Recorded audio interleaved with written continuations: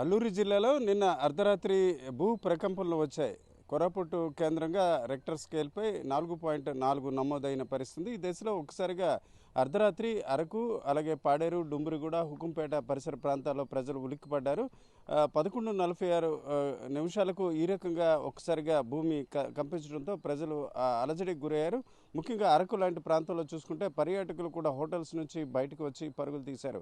అయితే ఆ తర్వాత ఇది కేవలం స్వల్పంగా కొన్ని సెకండ్లు మాత్రమే ప్రకంపనలు వచ్చినట్టు తెలిసింది. ఈ దశలో ఇప్పుడు కూడా ఉదయం కూడా ప్రజలు రాత్రి జరిగిన ఘటనకు గుర్తు చేసుకుంటున్నారు. ముఖ్యంగా చూసుకుంటే అల్లూరు జిల్లాలోని అరకు పరిసర ప్రాంతాల్లో ఎక్కువగా ఈ అలజడికి గురయ్యారు. ఒక్కసారిగా 11:46 గంటల తర్వాత భూమి ఒక్కసారిగా అంటే ఇళ్లలో ఉన్న వ్యక్తులు కదిలినట్టు, అలాగే ఇల్లు బీటలు వారిన ఫీలింగ్తో చాలామంది ఒక్కసారిగా ఉలిక్కిపడ్డారు.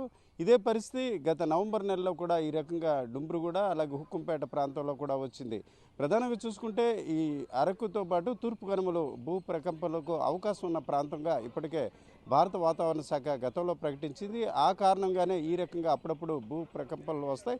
ఇది పూర్తి స్థాయిలో ప్రమాదకరం కాదని తెలుస్తుంది. ఏదేమైనప్పటికీ అర్ధరాత్రి నిద్రపోతున్న దశలో ఒక్కసారిగా భూమి కంపించడంతో స్థానిక గిరిజనులు కలవరపడ్డారు. అలాగే వీకెండ్ కావడంతో శనివారం అరకు పరిసర ప్రాంతాల్లో హోటల్లో వెళ్ళి బస చేసిన పర్యాటకులు కూడా ఒకసారిగా కలవరానికి గురైన పరిస్థితి. అయితే ఇది ప్రమాదకరం కాదని, కేవలం భూమి అడుగు భాగంలో ఉన్న ఏదైతే పొరలు ఉంటాయో ఆ పొరల్లో వచ్చిన మార్పు కారణంగా ఈ భూమి కంపించినట్టు వాతావరణ శాఖ అధికారులు చెప్తున్నారు. ఏదేమైనప్పటికీ ఒక్కసారిగా భూమి కంపించడం, కూలిపోతున్న ఫీలింగ్ రావడంతో ఒకసారిగా అరకుతో పాటు వివిధ ప్రాంతాల ప్రజలు ఒక్కసారిగా ఉలిక్కిపడ్డారు.